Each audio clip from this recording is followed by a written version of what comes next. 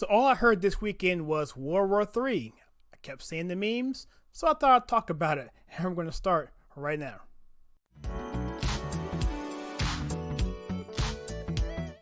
Hi, I'm Kyle, and welcome to my channel where we take culture, TV, and movies and we filter it right.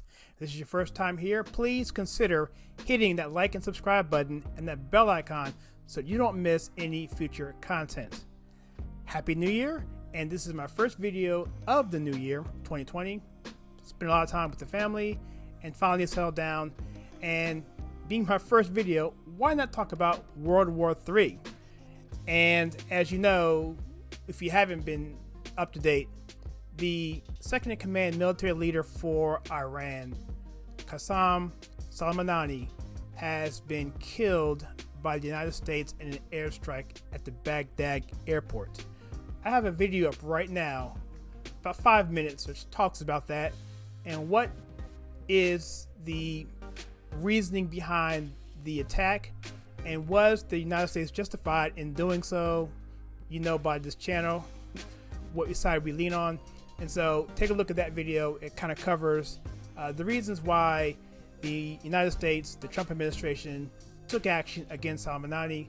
And we're going to talk about the impact here, but also going to talk about an article that is actually today in Politico.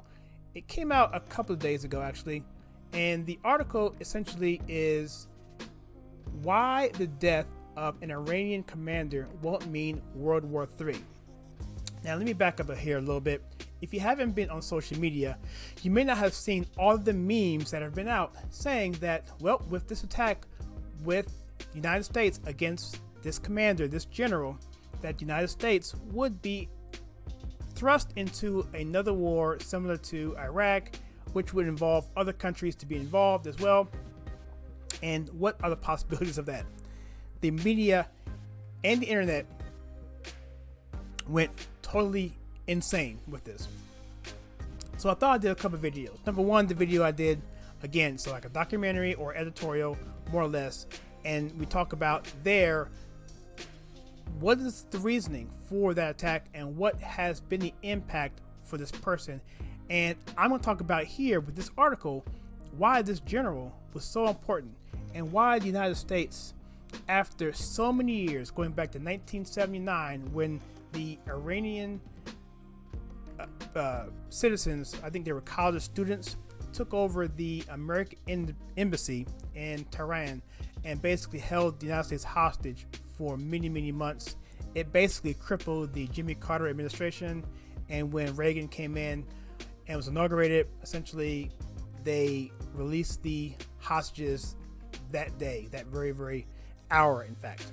But anyway, so since then, 79, and even probably before that, one could argue, the U.S. has been embroiled in a dispute, Cold War, proxy war with Iran.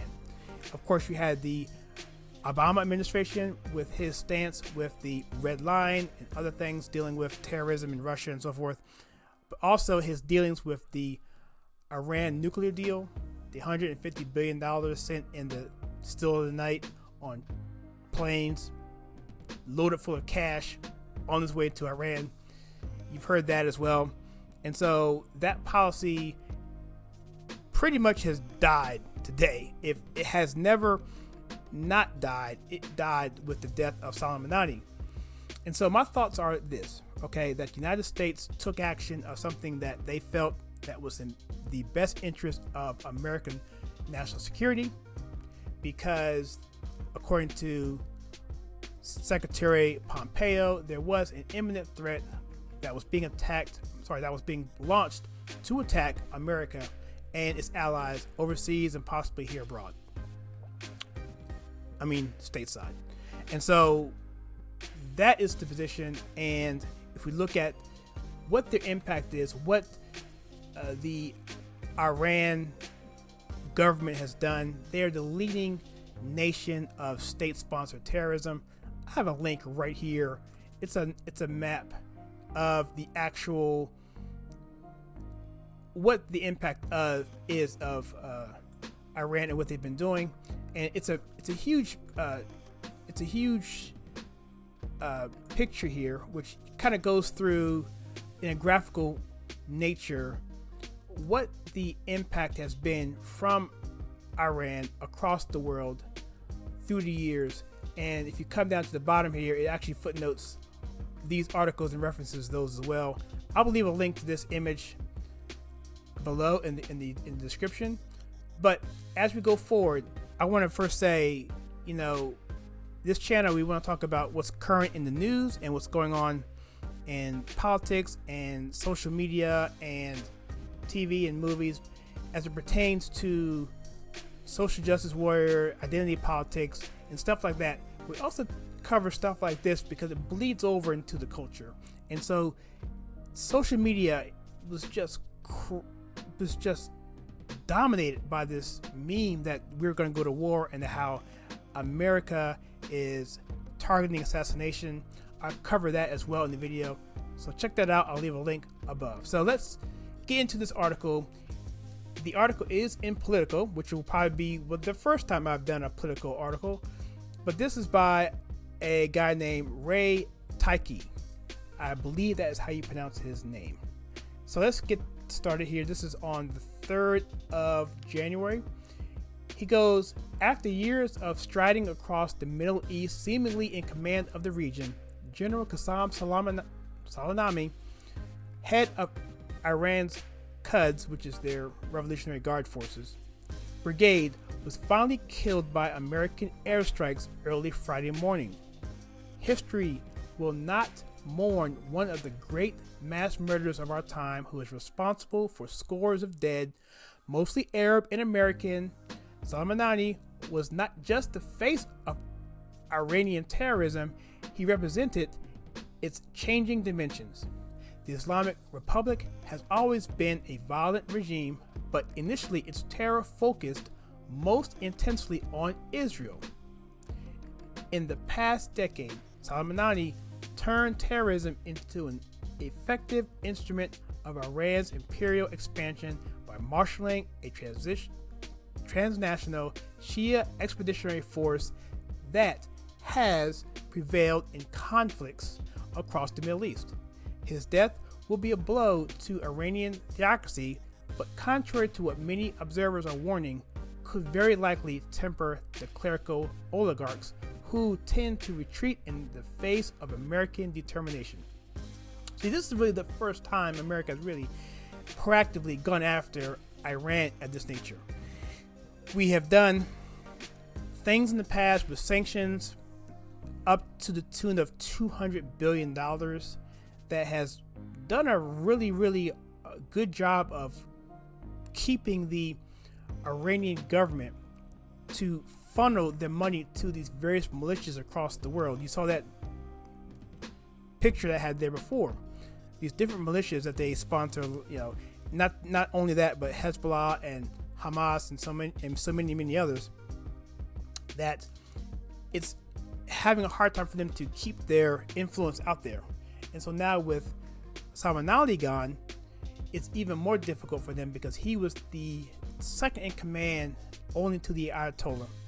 And this guy was very influential overseas. He was the brainchild for all of that. And by taking him out, from my understanding, this has been a huge blow that we don't even know the impacts right now. And so people are thinking, even people like Rand Paul came out and said, this probably was not a good idea because this is going to cause retaliatory strikes. Well, it seems that we've done everything we could do from a peaceful standpoint. Our embassy was attacked. We had oil tankers attacked. We had drones shot down. And President Trump was called weak because he didn't retaliate. People are saying, well, Trump, he's not doing anything. He's weak. He's soft. What's the deal with him? Well, he took his time and he waited until the right moment because he didn't want collateral damage. And so when he does go after this person for intelligence reasons, which we're hearing that this was imminent attacks, that he was in Baghdad planning attacks to hurt Americans. 600 Americans have been killed or hurt or injured through the efforts of Soleimani with the IUDs and the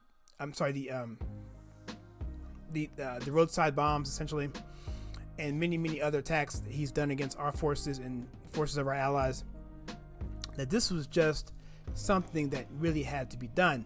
And this article here is saying that, and another video that I have here as well is on YouTube, I'll leave a link here, where they're saying basically the same thing, that it's very unlikely that Iran's going to be able to do anything because, number one, they don't have the funding to push their, the militias that they have on the payroll out to do their jobs or to do their efforts, do their bidding, but also because they just tend to back off when they're faced with somebody as determined as President Trump.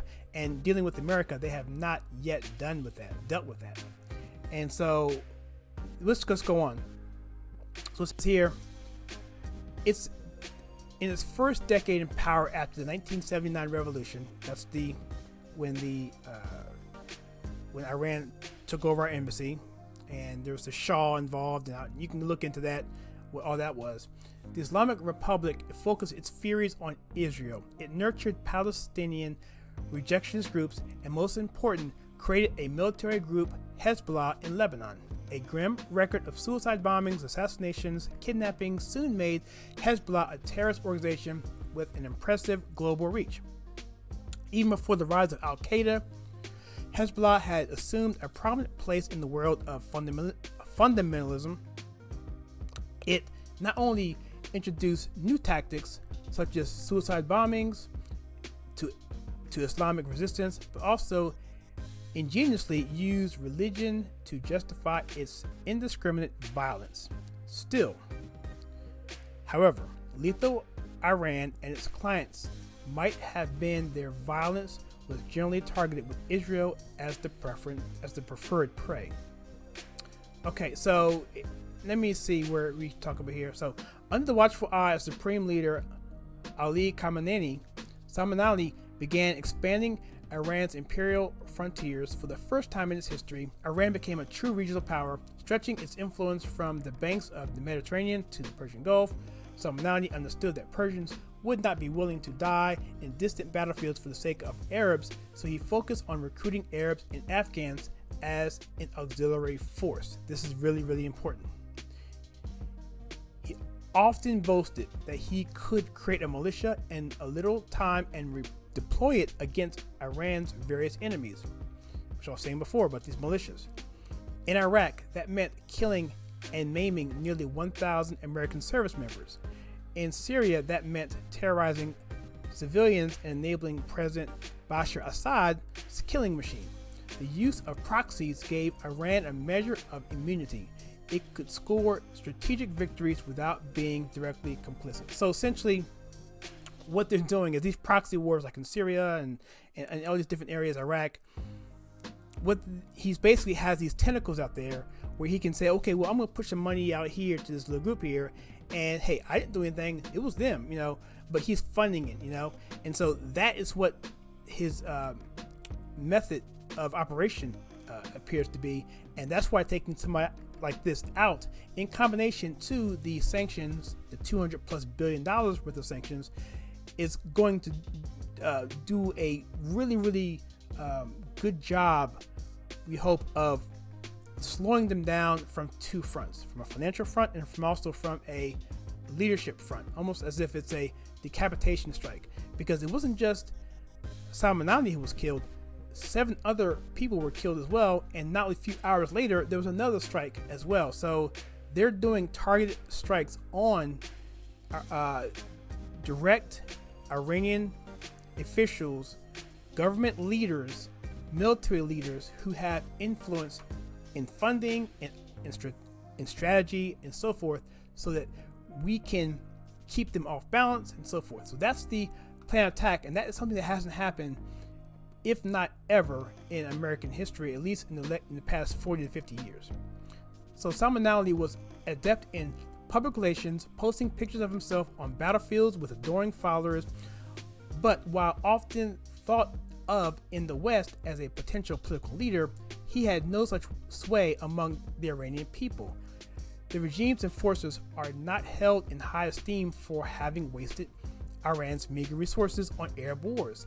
Soleimani's misjudgments were also noteworthy. I have a video, I'll leave a link if I can find it, where the people of Iran were cheering the death of this man. It didn't appear that they liked him at all. His attempt, Soleimani that is, to build a land bridge across Iraq and Syria has been decimated by Israeli airstrikes. He wrongly assumed he could operate on the frontiers of Israel with impunity, a misapprehension that cost the lives of many of his foot soldiers. So, Israel has said they're going to protect their borders, okay, and it borders Syria, and Iran had been pushing troops into Syria. I have a video on that as well. I'll see if I find a link to that one as well. But that is also, and then of course, Israel's not going to put up with that. They're going to defend their borders, unlike America, it seems, or at least, before President Trump, it seems. And so the question now is, what happens next?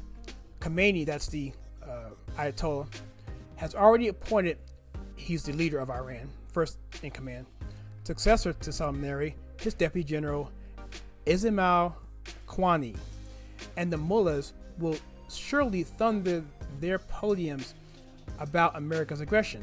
The regime will have to be seen as offering some kind of a response. But for all the fears already circulating that the United States just started World War III, Iran's reaction is likely to be a calibrated one. And for the things I mentioned before, Ali Khamenei is a cagey leader who did not become one of the longest serving rulers in the Middle East by impetuously going to war with America. The clerical oligarchs respect American determination and understand the imbalance between a superpower and a struggling regional actor. They have never figured out Donald Trump, a U.S. president who offers unconditional talks while working to cater the Iranian economy. To crater the Iranian economy.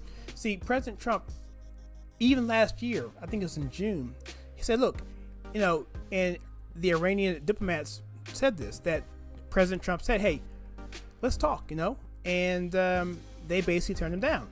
See, President Trump was like, look, we can renegotiate, we can talk about this, we can have peace, but Iran didn't want anything of it. And so, it says here, let me see, okay, where are we at here?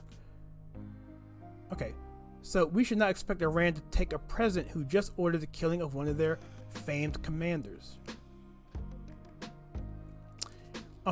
We should not expect Iran to take on a president who just ordered the killing of one of their famed commanders. So I guess the point of this video is to say, number one, they had the means to do it, either financially through the proxies to the militias, or also the willingness because of their ability to tactically pull it off because this guy is no longer here, but also just the mere fact of they've never dealt with a president like Donald Trump, who was like, look, they don't know what he's going to do, and not only did he kill Soleimani, he also followed it up with another strike and is threatening more strikes against them if they hurt any Americans. And so I don't know, and if they listen to our media and if they feel that our fake news media here in America is true, then they should really be fearful, because the American people are already calling Trump all these names like he's this, which, by the way, let me get to this real quick. They're calling him Hitler and so forth, but, I think, and just getting off subject here a little bit, but I got to say this. They're saying that President Trump, for many, many years, Russia, that Trump is a puppet of Putin. Well, they do realize that Russia and Iran are like buddies, right? They are friends. So what is it? So is Trump buddies with Russia, or is he doing the bidding of Russia to take out Russia's allies? That makes no sense. So there goes the logic of the left, who say one thing but then come back and have to defend the position because Trump is doing things that's totally counter to what they believe. And so that's just one thing that I find really, really crazy with the left. They never want to take both issues at the same time. They want to say, well, don't look at that. Let's talk about this. Oh, no, don't look at that. Let's talk about this. No, it's there. You feel that way. How do you justify it? They can't. So that's what I just don't understand about the left. And I don't know how they can see this and see the world the way they see it, because I just don't get it. So anyway, let's follow this. That's kind of let's finish this up real quickly. So, all right. So past often prologue in Iran. Past is often prologue in Iran. When a translucent Ronald Reagan assumed the presidency, Iran hastily released the American diplomats it had held hostage for 444 days. When George W. Bush, shock and awe campaign, quickly displaced the Taliban in Afghanistan and Saddam Hussein in Iraq, Iran responded by suspending its nuclear program. The mullahs relish assaulting America, but are circumspect when facing a tough-minded, unpredictable, which Trump absolutely is, probably one of the most unpredictable presidents we've seen since Reagan, probably. The Islamic Republic had already pledged to retreat further from its nuclear obligations by next week. A move in that direction seems more likely at this point, as opposed to blowing up American diplomatic and military outposts. As the commemoration ceremonies begin in Iran, it's important to stress that the imperial edifice that Soleimani built was already stressed. The sanctions imposed by the Trump administration after its aberration of the Obama-era Iran nuclear deal had depleted Iran's economy, calling into question its foreign policy imperatives. In November, Iran was rocked by massive demonstrations as the regime had to curtail its onerous fuel subsidies. An uneasy path lies ahead for the clerical oligarchs. The last thing they need is a costly confrontation with a president willing to do the things they once considered unimaginable.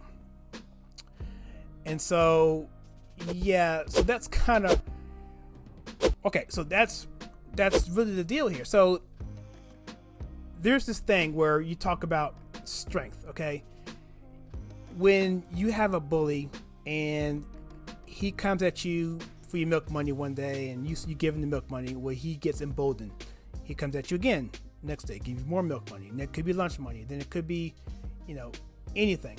And until you stand up to that bully and punch him square in the nose, does that bully realize, well, this isn't going to be as easy as I thought.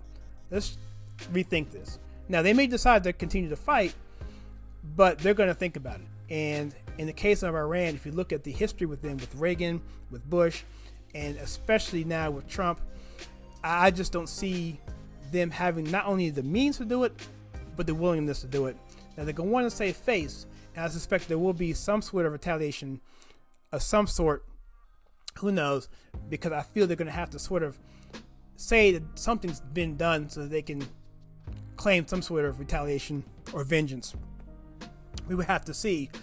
But they're going to have to be careful, because even if something does happen, if an American life is lost, I have no doubt whatsoever that President Trump is going to hit them hard again. And that's going to make them rethink all of that. So I think as time goes, people are understanding who Soleimani is, what he did, what Iran was doing, what the strategy was, and the fact that Americans' policy now is to push back when we are now being threatened by imminent attacks. Because I will say this, Secretary Pompeo said that it was not dealing with the fact that Soleimani had done things in the past. This was something that was done because there was an imminent attack on American interests.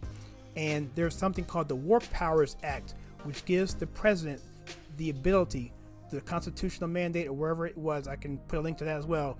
It will be in that video that I posted earlier, that says that the president does have the ability to act without Congress if he feels or she feels that there is an imminent threat on this country.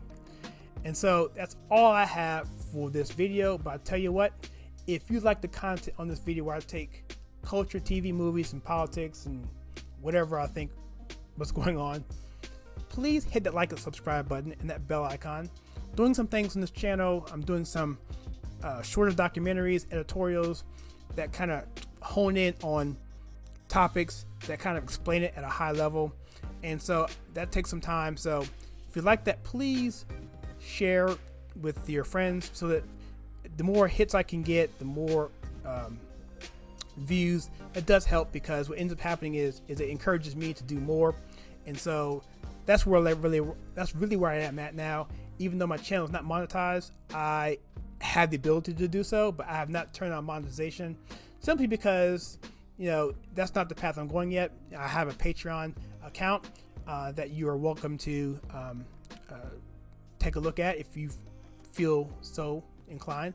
But really, it's just for my own enjoyment and to get it out there. But the more I can do, the more easier it is for me to actually build these videos, the easier it is for me to get them out there. And that's just how it works. So that's all I'm saying. So, but anyway, the most important thing is to like and subscribe and to share. So with that, I won't do a lot of plugs like this. I haven't done many plugs like this, but it's a new year. I'm doing some exciting things. I hope you stick around. And with that, if you like it again, please like and subscribe, and I will check you guys out next time.